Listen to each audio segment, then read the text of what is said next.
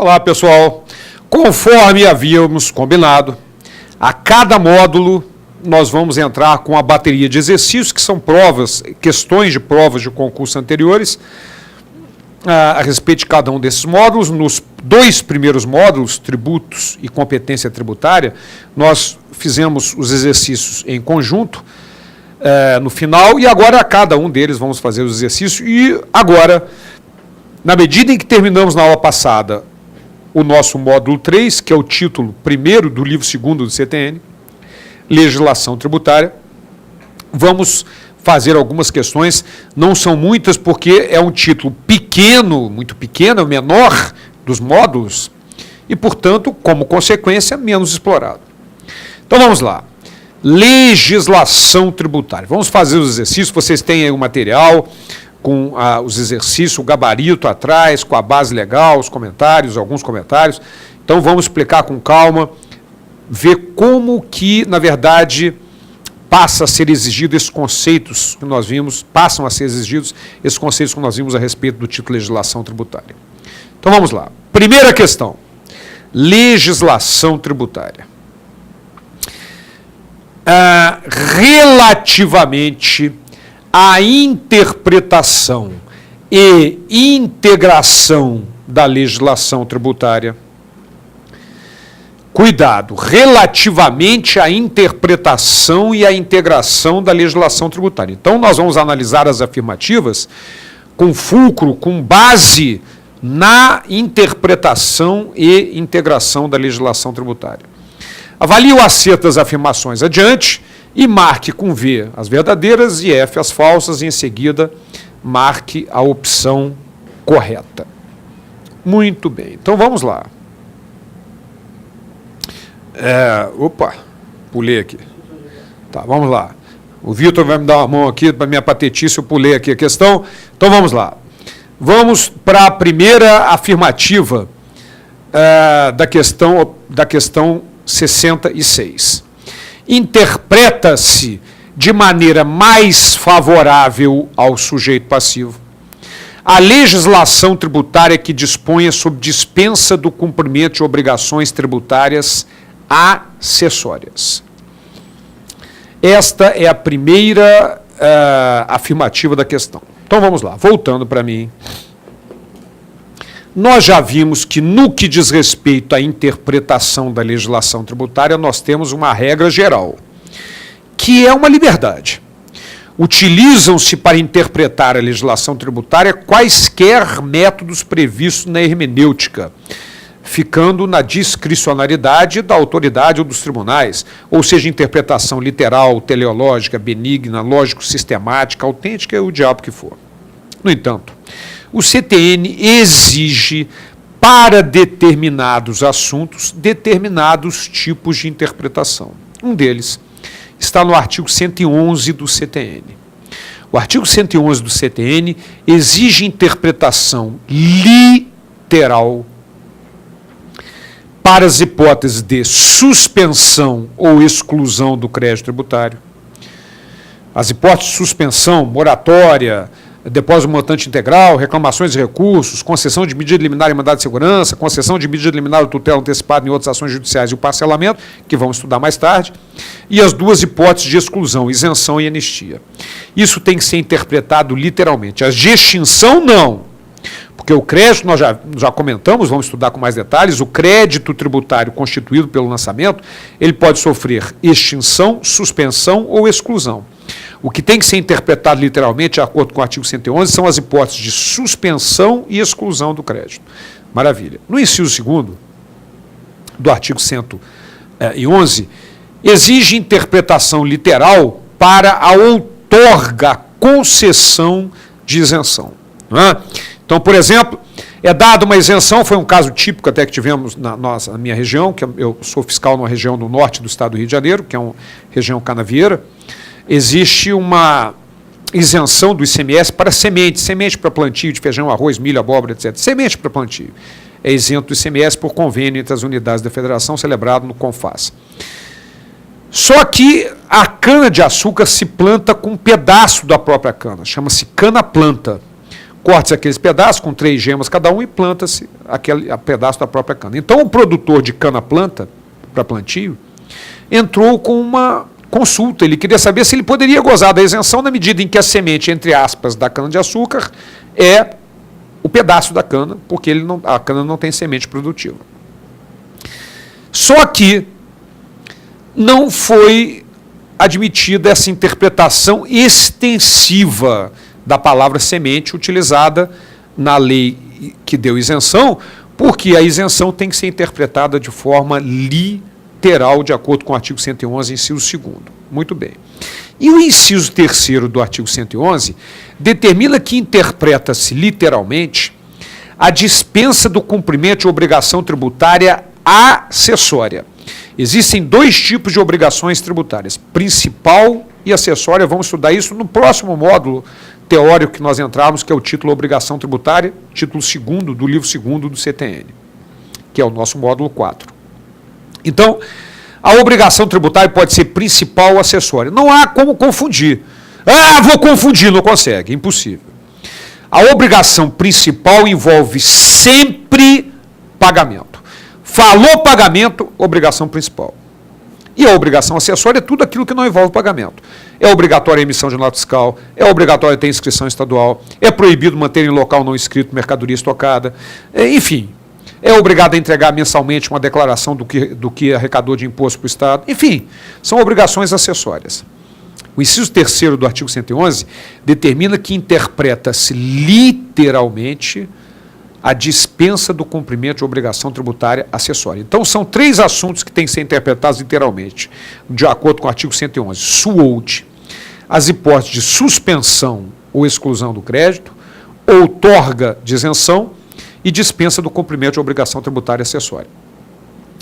Ora, esta nossa primeira afirmativa, vamos voltar a ela, interpreta-se de maneira mais favorável ao sujeito passivo a legislação tributária que disponha sobre dispensa do cumprimento de obrigações tributárias acessórias está errada, porque nós acabamos de ver que o artigo 111, inciso 3º, exige interpretação literal da legislação que disponha sobre dispensa do cumprimento de obrigação tributária acessória. Ora, voltando para mim, na medida em que nós falamos sobre interpretação, vamos aproveitar agora para terminar, né, esse resumo do que nós vimos sobre interpretação. Vimos o artigo 111, que exige interpretação literal, e o artigo 112 é aquele que exige interpretação benigna, mais favorável ao contribuinte, que é o que o examinador tentou enganar nessa questão aí. O artigo 112 determina que interpreta-se mais favoravelmente ao contribuinte, sempre que a legislação for sobre infração e houver dúvida sobre a capitulação legal do fato, a natureza ou as circunstâncias materiais, os efeitos do fato, autoria, imputabilidade ou punibilidade, se você está na dúvida com relação a isso, ou com relação à natureza ou graduação da penalidade, você tem que interpretar favoravelmente ao contribuinte. Esta é a interpretação benigna do artigo 112. Esse artigo 112, nós já vimos, pode ser resumido numa única expressão: indúbio pro contribuinte. Se a legislação é sobre infração e existe dúvida sobre qualquer que seja a matéria, interpreta-se de maneira mais favorável, interpretação benigna. Então, na primeira afirmativa da questão, ele misturou.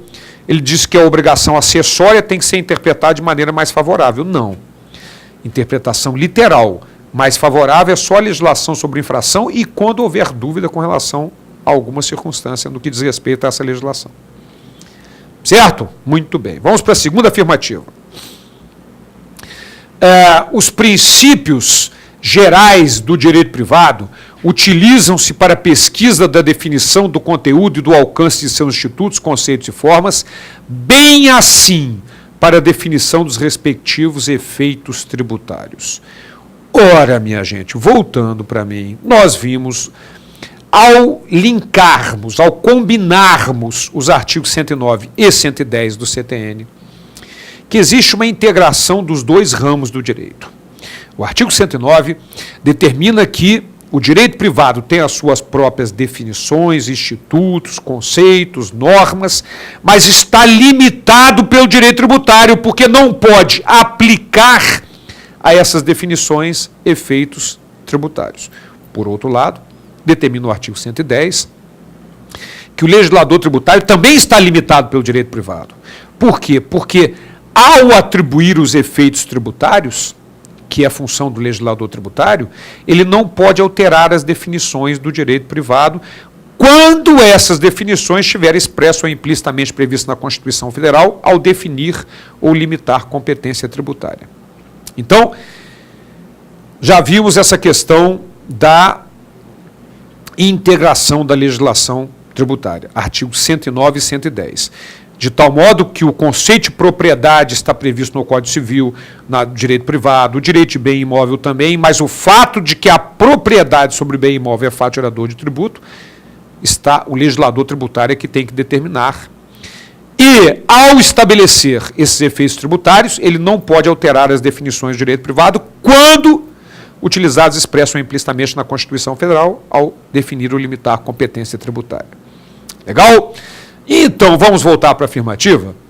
Determina que os princípios gerais do direito privado, utilizados para a pesquisa da definição do conteúdo e do alcance de seus institutos, conceitos e formas, bem assim para a definição dos respectivos efeitos tributários, muito pelo contrário, exceto para aplicar efeitos tributários.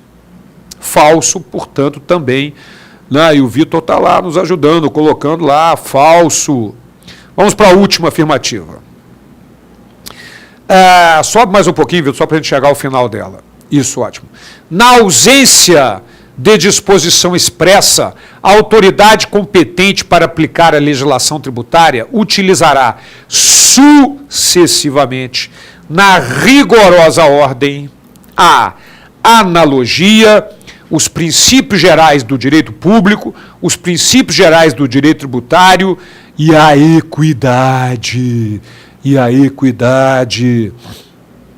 Ora, minha gente, nós vimos no artigo 108 do CTN que, na ausência de uma disposição expressa na legislação, a autoridade tem que suprir essa ausência da legislação, suprir essa lacuna, esse buraco na lei. A este fato dá-se o nome de integração da legislação tributária. E o artigo 108 do CTN traz os 4 métodos para integrar a legislação tributária. Quais são esses 4 métodos? Primeiro, analogia, princípios gerais do direito tributário. Depois, princípios gerais do direito público. Lembra que nós estamos estudando direito tributário? Então, o direito tributário vem antes. E, por último, a equidade. Analogia, princípios gerais de direito tributário, princípios gerais de direito público e equidade. E eu chamei a atenção, na parte teórica, que tão importante ou mais importante do que saber quais são os métodos, os 4 métodos de integração, analogia, princípios gerais de direito tributário, princípios gerais de direito público e equidade, é saber a ordem em que eles terão que ser aplicados. Porque o artigo 108 determina essa ordem, literalmente. Então, minha gente, qual é o erro dessa nossa última afirmativa? Vamos a ela. Na ausência de uma disposição expressa, a autoridade competente para aplicar a legislação tributária utilizará sucessivamente, na rigorosa ordem, analogia. Perfeito, é a primeira. Mas ele trocou princípios gerais de direito público e princípios gerais de direito tributário. Primeiro é princípio geral de direito tributário, depois princípio geral de direito público, e, portanto, a nossa resposta é a letra B de bola. Todas as afirmativas são falsas, conforme o Vitor já marcou lá para nós. Não, o Vitor vai fazer concurso para fiscal, vai ser fiscal de rendas. Certo? Minha gente, mas voltando para mim, só para nós não deixarmos de fazer essa revisão geral através desse exercício, é sempre bom lembrar que, no que diz respeito à integração da legislação tributária, aqueles 2 detalhes do artigo 108, parágrafos 1º e 2º do artigo 108. A analogia não pode resultar na exigência de tributo não previsto em lei, isso é óbvio, está previsto na própria Constituição, no artigo 150, inciso 1º, tributo só pode ser exigido através de lei.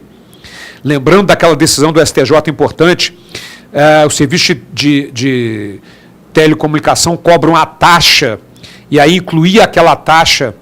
O Estado queria que o ICMS incidisse sobre aquela taxa também, por ser análogo ao serviço de comunicação? Não.